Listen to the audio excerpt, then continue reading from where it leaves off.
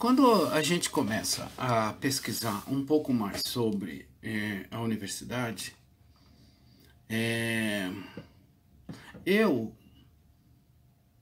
me coloco como um leigo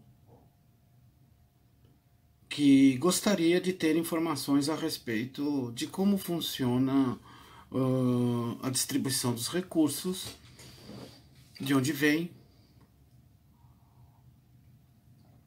como eles podem ser visualizados, né? O que se compra,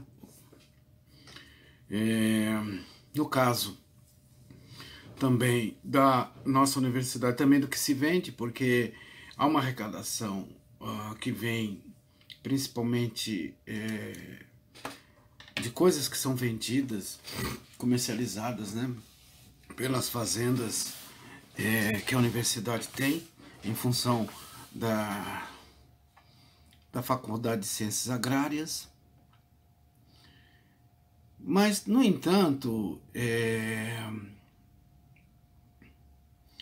importante deixar claro o seguinte: antes de analisar como a gente pode encontrar os dados, nós temos que lembrar, e eu sempre faço isso quando eu era coordenador, eu sempre fazia isso no primeiro dia de recepção dos calouros, de lembrar todo mundo que alguém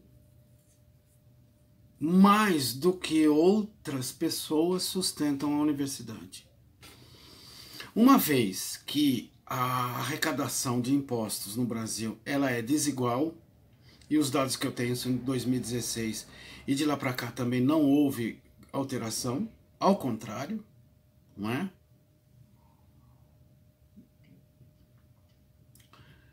Eu vou mostrar um gráfico, que é um gráfico do Instituto Brasileiro de Planejamento e Tributação, né? E nele, eu acho que para início de conversa, a gente precisa saber quem é que realmente sustenta a nossa universidade. E não só a nossa universidade, mas todos os serviços públicos e todos os serviços estatais. Eu vou mostrar aqui para vocês, não é? Como é que isso funciona. Aqui está o gráfico de arrecadação por faixa de renda. Os dados são do Instituto Brasileiro de Planejamento e Tributação. Em azul, a população, no caso os trabalhadores, e essa outra faixa meio alaranjada é os impostos e a arrecadação, não é? De cada faixa salarial. Se vocês perceberem, vocês vão ver aqui que em 2016, quem ganhava até 3 salários mínimos correspondia praticamente a 79% dos trabalhadores. E quem ganhava de 3 a 5 salários mínimos, 10% dos trabalhadores. 10,14%, vamos colocar assim, né, do jeito que está aqui no gráfico. Somados os dois contingentes de trabalhadores, quem ganhava em 2016 até 5 salários mínimos perfazia um total de 89,16% dos trabalhadores, ou seja, quase 90% dos trabalhadores no Brasil ganhavam até 5 salários mínimos. E isso não mudou, ao contrário, a gente pode depois levantar os dados referentes ao CAGED, ao IBGE, etc. O pessoal que ganhava até 3 salários mínimos contribuía com 53,79% de tudo que o Estado arrecada, ou arrecadou em 2016. E o pessoal que ganhava de 3 a 5 salários mínimos, 12,65%. Se a gente somar também esses dois contingentes, né, ou seja, os 89% dos trabalhadores no Brasil que ganhavam até 5 salários mínimos, né, contribuíam com 66,44% de tudo que o Estado arrecadava. E a gente vai ver quem ganha de 10 a 20 salários mínimos, né, correspondia a 2,40% do total de trabalhadores empregados. E esse pessoal contribuía com 9,63%. Então, esse negócio de dizer que a classe média paga mais imposto do que os outros é também uma grande balela, não é? São os pobres, os trabalhadores pobres, que mais sustentam o Estado e sustentam também a universidade. Isso é muito importante. A gente não pode perder de vista isso, né? Porque é a partir daí que a gente começa a fazer a reflexão. Ou seja, o dinheiro, os recursos que nós temos, 66% vem dos trabalhadores mais pobres, daqui que ganham até 5 salários mínimos, que inclusive muitos estão dentro da universidade. Pois bem, além disso, é importante dizer o seguinte: bom, como é que a gente faz para chegar até os números?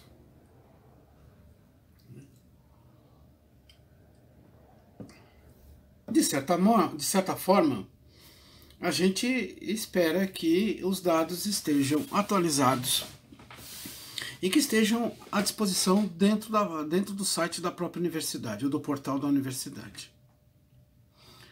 Quando a gente vai fazer essa pesquisa, a gente percebe que isso não é tão simples assim. Não só a UFVJM, mas outras universidades também não mantêm atualizadas as suas informações financeiras. Os últimos relatórios que eu pude ter acesso, por exemplo, na UFVJM, datam de 2016. Agora, o outro lugar onde a gente pode buscar informações é no portal de transparência do governo federal. E aí a gente vai encontrar uma coisa muito interessante, porque não há informações atualizadas no site da universidade, mas no site do portal da transparência, principalmente no setor no Ministério do Planejamento, a gente vai encontrar dados, né, de todos os anos. E eu fiz uma pesquisa de 2015 até 2018. Então é interessante porque a universidade parece que é obrigada a enviar para o Ministério do Planejamento todas as compras, as licitações, as empresas, gastou com quê, etc, etc, etc. Mas dentro do próprio portal da universidade a gente não encontra essas informações assim. Tem que garimpar, algumas coisas a gente consegue, outras a gente não consegue. E um detalhe, nós podemos obter essas informações se nós solicitarmos. Muitas dessas informações podem ser obtidas se nós solicitarmos. Mas esta é a questão. Algumas pessoas me indagaram e perguntaram o seguinte: mas por que você não vai até a Pró-Reitoria X, Y, Z? Por que você não pede para o DTI? Por que você não pede para a auditoria? Posso? Sim, eu posso pedir.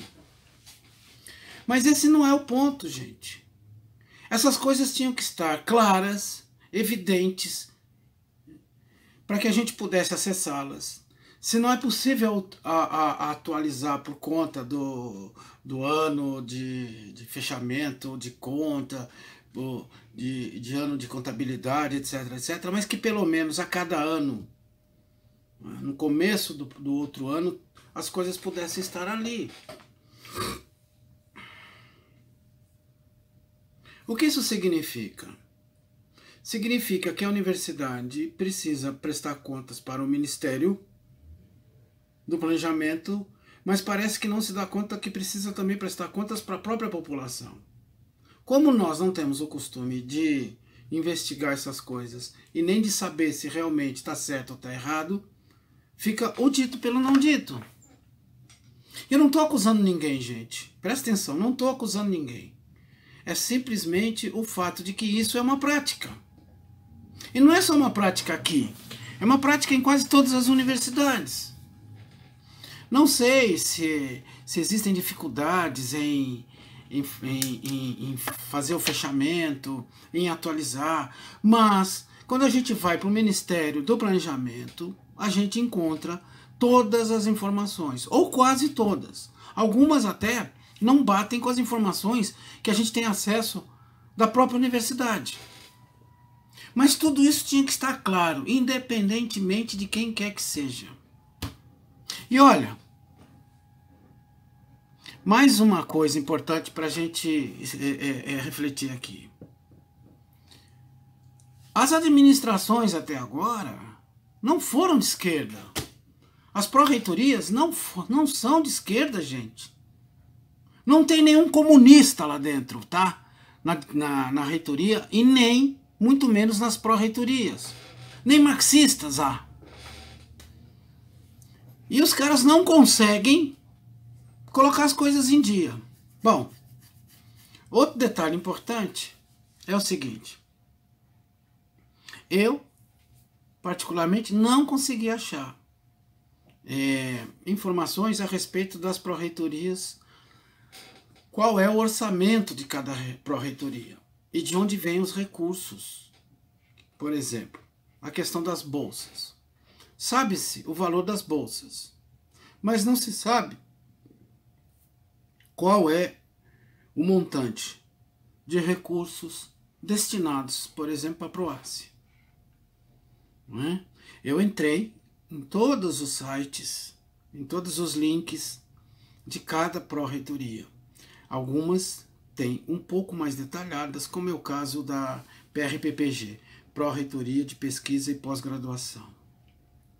Mas mesmo assim, é pouco, não é? Porque isso tinha que ficar evidente. Para a gente conhecer a saúde financeira da universidade. Não é? Quando eu disse a respeito da burocracia, no episódio anterior, é que essa terceira parte da burocracia, né, que é a coisa complicada. Porque, por exemplo, não se pode mexer, não se pode mexer com recurso destinado ao salário. Então não dá para você fazer pedalada, pegar dinheiro daqui, colocar ali, tirar dali, porque a única coisa que parece que é fato de ser demonstrado mês a mês é o salário de TAs e professores. Então, existe uma coisa assim, quer dizer, há uma dificuldade. Essa dificuldade nós precisamos enfrentar. Isso faz parte da burocracia. Então veja, é uma transparência opaca. Porque acaba que, uma vez que as coisas não ficam claras, vale a palavra dos técnicos, a palavra dos burocratas. E aí tem um detalhe importante. Parte dessa burocracia permanece independentemente de quem chega ao poder. Porque já começa a ter...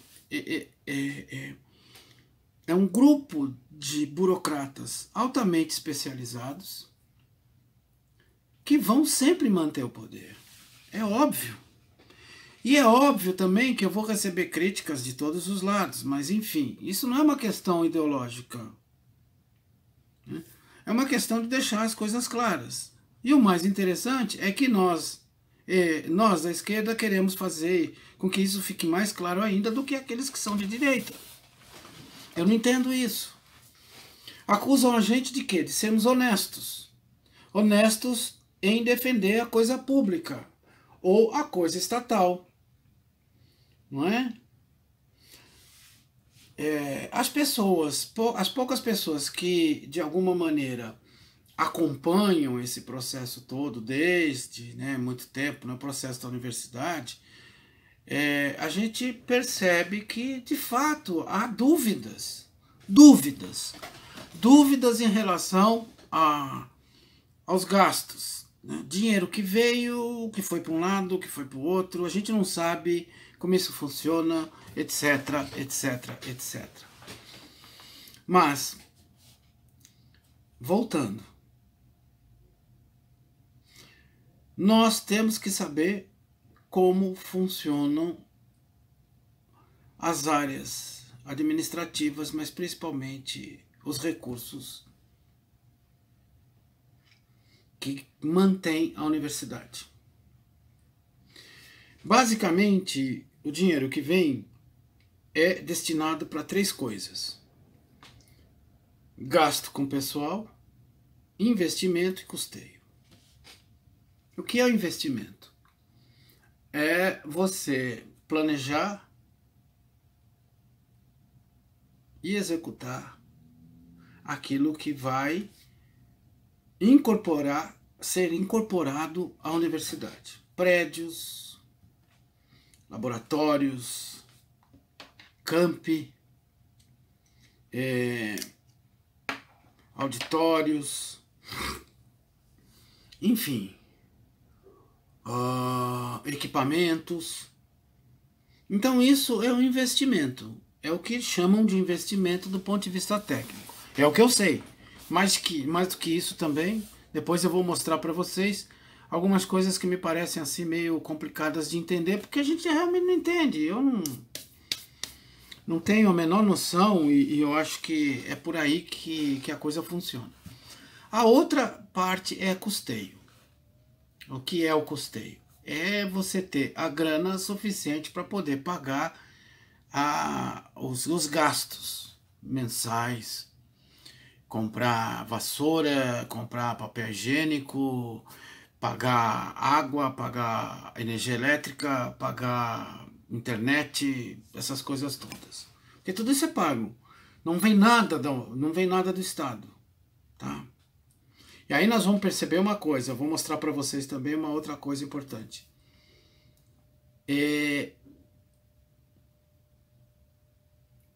Não tem nada que seja efetivamente da universidade ou do governo ou do Estado.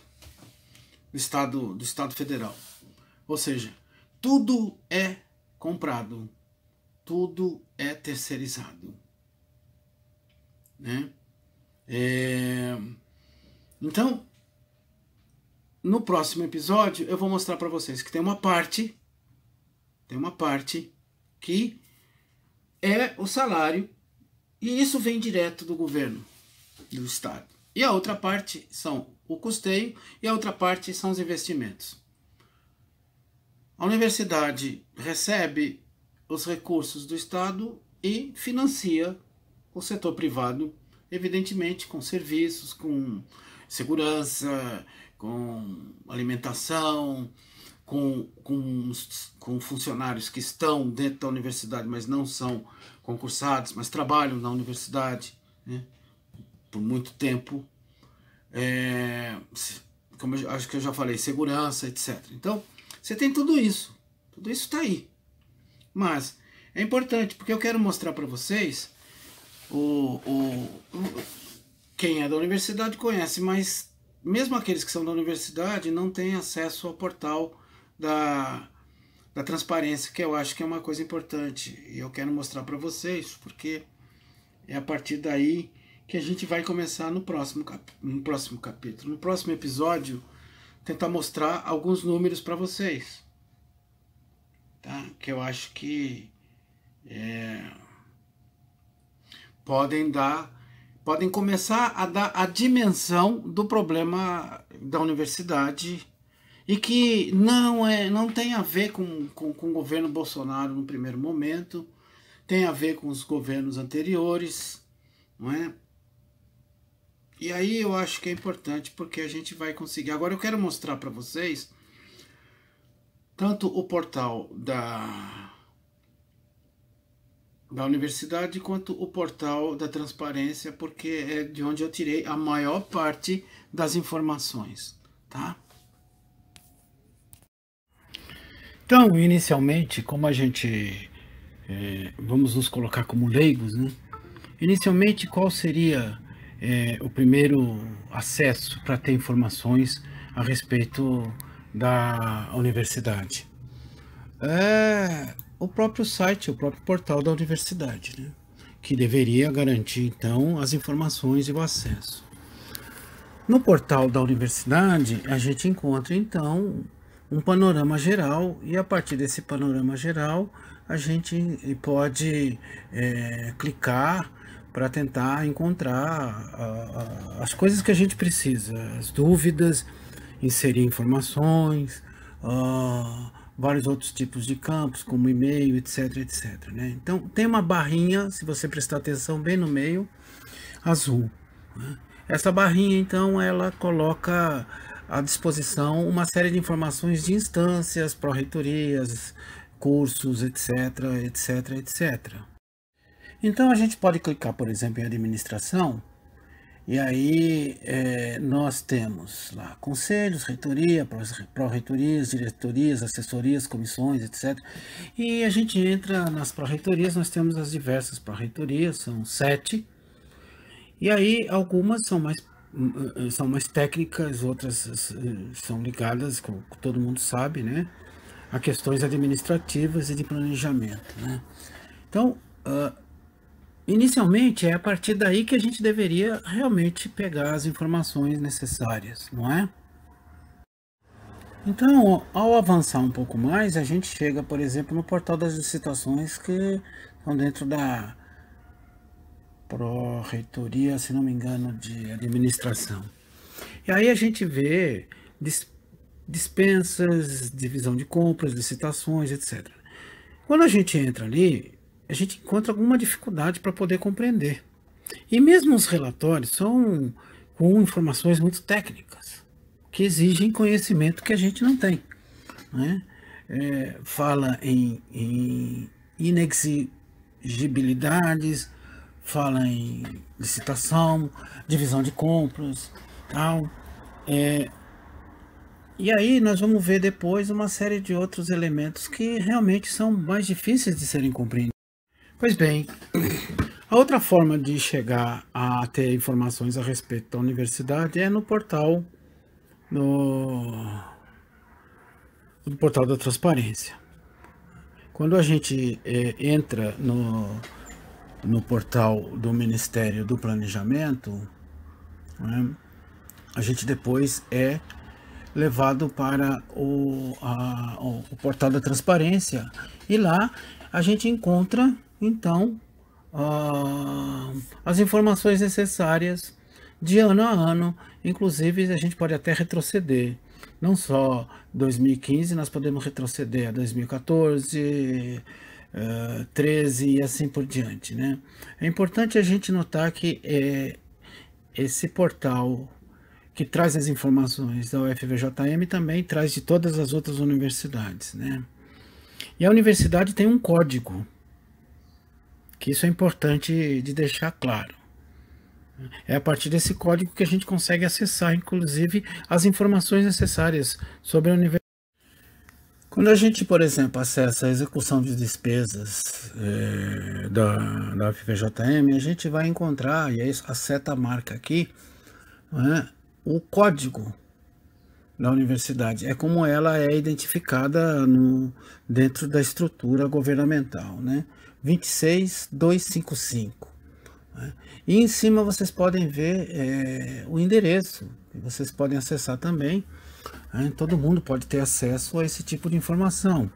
E isso é importante, porque a gente pode filtrar, inclusive, uma série de informações a partir da página específica da UFVJM.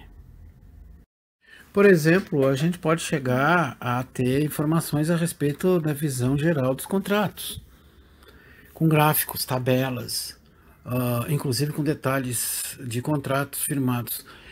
É importante dizer que todos esses contratos, as licitações, quem ganhou, o valor, etc, etc, está no portal da transparência. Mas a gente encontra mais dificuldade de acessar isso pela universidade, entendeu? Pelo site da universidade.